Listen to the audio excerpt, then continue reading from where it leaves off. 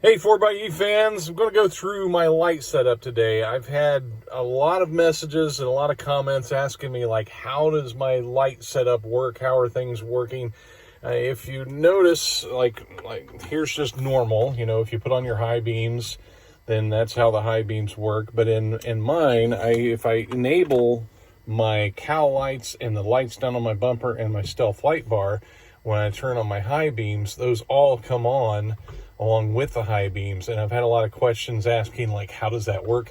I also have a function when I sound my horn, my cowl lights and the lights on the hood light up, and those work independently, of course, of the high beams. And I've just had a lot of questions on the channel for a long time, wanting me to explain how all that works. And, you know, I can kind of work them independently. If I just want the, front bumpers on, or the little bumper lights on with them, I can do that with the high beams. And I could just do the cowl lights with the high beams, or I could just do the overhead light, by themselves with the high beam, depending on how I have them turned on. And I also have a button up here on my dash that allows me, once I push that button, it makes the high beam thing unimportant, and I can operate all these lights independently of the high beam. And I did that mainly so if I wanted to get those amber lights on without my high beams, I could do that. So let's dig into how all this works, and we'll try to explain this. Some rudimentary knowledge about electronics and relays is important, and I'll do a little explaining about that too. Okay, just so you can get a feel of how things are set up on the inside of the vehicle, I opted for the factory aux switches when I ordered my Jeep because I knew I would want to do some stuff like this. And I have my cowl and my hood lights and my front bumper lights. Now, I'm going to turn those on. You can see nothing's happening out there right now because I don't have my high beams on. If I put my high beams on, then when I turn on like my hood lights, you can see those are coming on, and when I put on the front bumper lights, you can see those are coming on. But if the high beams are off, then nothing happens when I turn these on. They're just kind of like enabled, and I'll explain how that works out when we get under the hood and look at the front bumper. And that's the same with this, with my stealth light bar. I can flip that switch around, nothing happens, but if I turn on my high beams, then you can see that is turning on and off. And so it kind of disables all those relays that we'll get to here in a second. I also have some reverse lights that are, you can see another video I have. There's nothing really fancy with how those are hooked up. It's just a wire from actually up underneath the floorboard here, and I've got it kind of hidden, running all the way back to the back of the vehicle and to my reverse lights on the back. And of course the passenger eject button does nothing. That's just fun because I don't actually have anything on 4 right now. So one caveat to that though, with the high beam thing, I do have a button up here on my dash. I have a few hidden buttons up here. I have a button right here that when I push that button, it actually makes the high beam part, it takes it out of the loop because it actually enables the circuit that the high beam normally enables.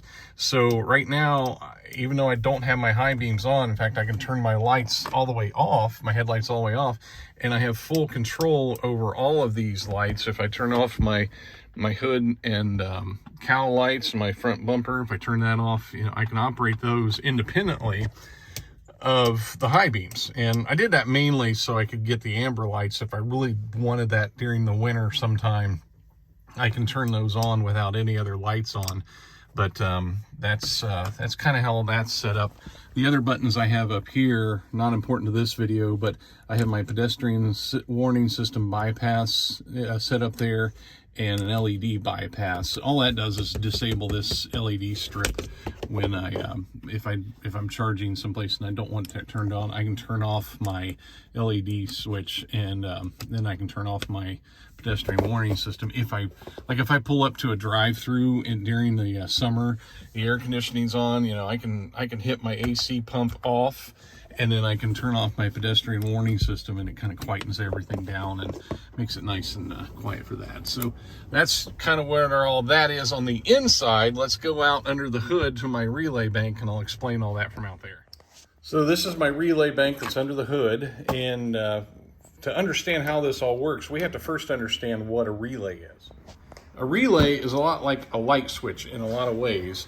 What a light switch does, if you aren't familiar with a light switch in your house, you have a circuit that goes from a power source like your breaker panel to lights that are in your house.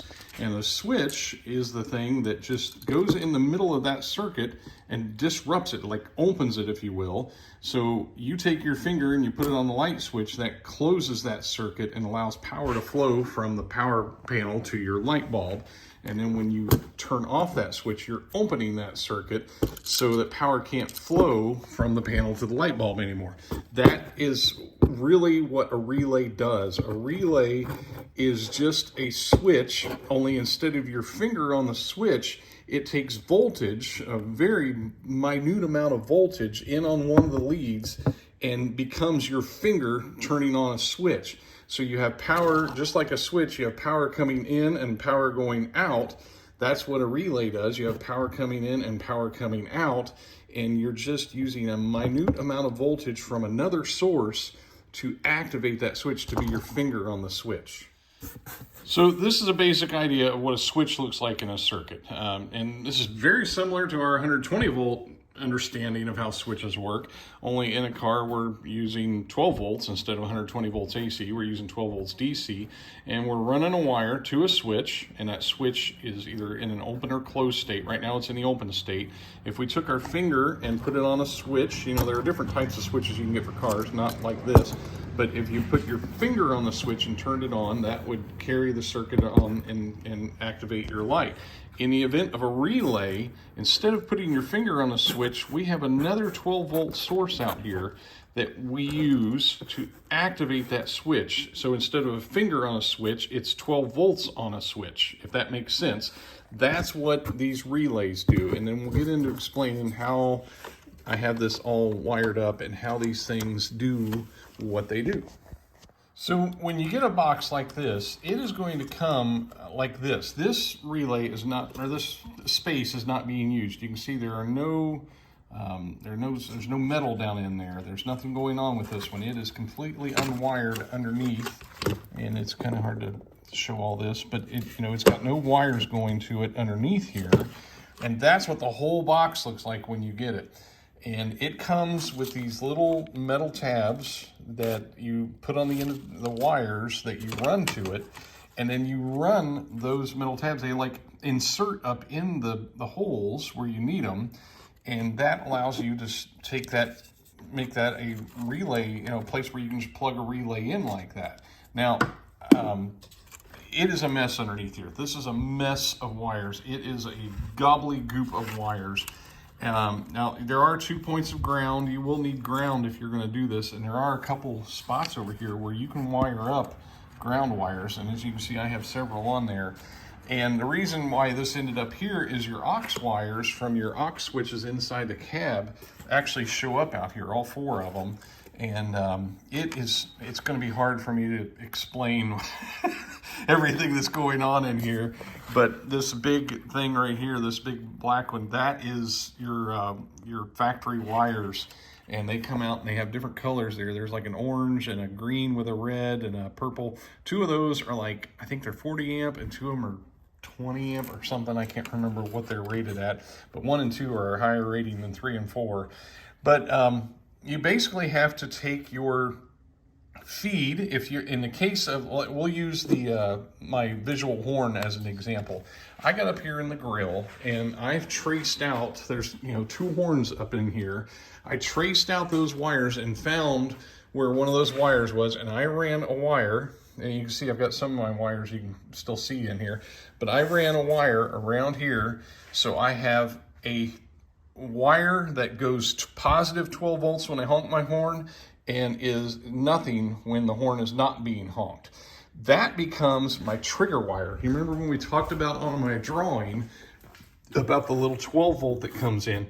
It takes just milliamps of current to operate that relay. So I don't have to worry when I honk my horn.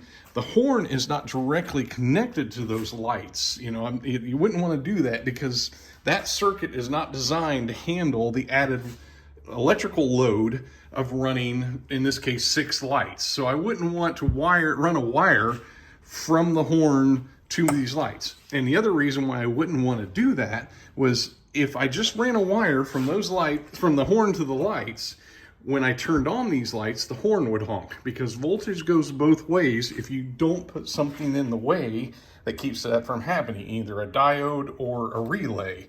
So I have that running. I have a positive 12 volts coming from the power bank that is my power source for that relay.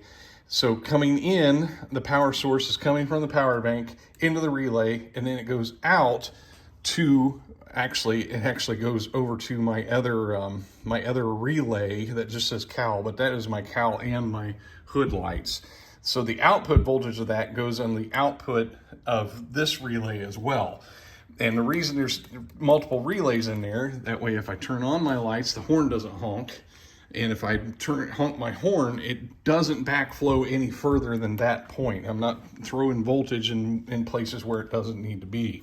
So that's how that one works. I did the same thing with my relay activation. That relay activation is actually my button up here on the dash. I have another circuit just for that. But the voltages that drive these lights, when I push the button, normally it would go from the button straight to the lights, but instead mine goes through these relays, the one that says bumper and cowl and light bar. And then I got into the one of the headlight wiring. The wiring is, I can't remember where it is right now, but if you get in here, you have to take some stuff apart and get in here. You can find the wiring going to the headlight, and you can find the high beam if you know how to like take voltage readings and figure out which one is the wire. That's what runs the little switch part. You know, when we talk about my little switch, my 12 volts that's turning on my switch, that's what runs the switches on those three relays. The voltage, the voltage that actually runs the lights is coming from another source, but the trigger, my finger on the switch, is coming from the high beam. So it's like milliamps. It's just tiny little bit of voltage, or tiny little bit of current, because you wouldn't want to, again, you wouldn't want to hook these lights straight up to your high beams, because that circuit was not designed by Jeep to handle the added load of a bunch of lights. Not that these take a lot because they're LED, but you still would not want to add that level of current draw to your high beam lights, because it just wasn't designed for it. And I don't want to create electrical issues, since there's CAN bus stuff and all that stuff going on with these vehicles. I wouldn't want to introduce any issues by feeding directly off of the high beams. I will use a relay to be that interrupter, if you will. And so that's kind of a breakdown of how all that works. Now the relay activation, that is my button that's in there that activates that same circuit that would activate these other lights. But I put a diode, this gets so complicated. I put a diode, I don't know if I can find it in here. There's a diode to keep that current from flowing back into my high beams. So when I turn that on, if I didn't have that diode in place, it would turn on my high beams, because then that circuit would be sharing the same voltage at that point, if that makes sense. So it's a little bit complicated. You have to wire up all of your put those little clips on the end of the wire, push those up through there, and to where they're in the right positions. And so it's kind of hard to explain without like really taking it all apart. But I just had so many requests, people asking me, you know, how does this work? How do I have this running? This is the secret to all that, is you have to run relays to keep from throwing voltage in directions that you don't want it to go. And that's kind of how all this is made. Now you may be wondering, what is this extra one that I have in here that's not actually working? This is actually a timed relay. I've had an idea, I have not done the project, but what a timed relay does is once you activate it, it stays active for a certain amount of time. I think it's 10 seconds. Yeah, 10 seconds is written right on there. And the idea I've had with that is to have a button that I can push inside the Jeep. If I'm out off-roading and I want to get out and I don't turn the vehicle off, I don't want the horn honk happening you know, like after I shut the door. So I've thought about having a button I can push that I can then get out, close the door, and for 10 seconds, it wouldn't have the, you know, it would bypass that horn honking thing for that 10 seconds. I just haven't done it yet because I do have some concerns about doing that. I don't want to violate any safety protocols in the vehicle. So this is kind of like a project in waiting that I might do someday. Just haven't gotten to doing that. So hope that answers questions. I'm sure that creates as many questions as I'm trying to answer, but without the ability to just rip everything back apart and put it all back together, it's kind of hard to break down exactly how all that worked, because I did it one project at a time and ran the wires as I went. And of course, all of these relays, you can see there's some black wires down here. All these relays do have grounds. That's why there's so many grounds over here. So you have to ground each one. So it has, when it sees the positive 12 volts coming from either the horn or the high beams, that it has a reference point. That's just how DC works. You have to have positive and negative even to your relays. So there it is. Hope that video makes sense. Thanks for watching. Take care. Oh, one final note I should add to the end of this video. Make sure you always label your stuff. You know, you don't know that you will be the person working on this thing down the road. And I've got tags everywhere to try to help anybody else that would ever work on this at least have some idea, you know, what different things are and where they come from and all that stuff. So I label everything. That way, if I'm not the one working on it, and it even helps me too, there's been several times that I have totally forgotten how I ran something, and one of my little notes, you know, helped me figure out things as I was working on it. So there you go, just a little PS at the end of the video. Another thing I thought I should share at the end of this video that you need to be aware of, there are laws regarding, in a lot of states, I don't know how many, maybe all of them, there are laws regarding how many lights you can have on the vehicle when your high beams are on. So you have to understand that this is off-road use only. Now, between you and me, yeah, I do probably turn it on when I'm out in the country and there's nobody around. But you have to understand, it doesn't look that bright in this video, but these are absolutely blinding. And you should not be using these on road. But you know, you can, the video doesn't show it, but you know, if you look, I've got 1, 2, 3, 4, 5, 6, 7, 8, 9, 10, 11, 12, 13, 14, 15, 16, 17, 18, 19, 20, 21, 22. I've got 22 lights on right now. I think I'm limited to 4 in Ohio. So that's a lot of light going down the road, and you would not want to have these on when you're coming up against somebody driving the other direction or running behind somebody. So this is definitely kind of an off-road thing, but I just wanted the ease of killing everything with one, you know, with just hitting the high beam switch on the side of the steering wheel. I can kill all of that, and that just makes it so nice if you're in a group or, you know, you have other Jeeps around and you don't want them all on all the time. It's a lot easier doing that than reaching for all sorts of switches around the vehicle and taking your eyes off what you're doing. So just a little secondary postscript at the end of the video about the legalities of doing this kind of project.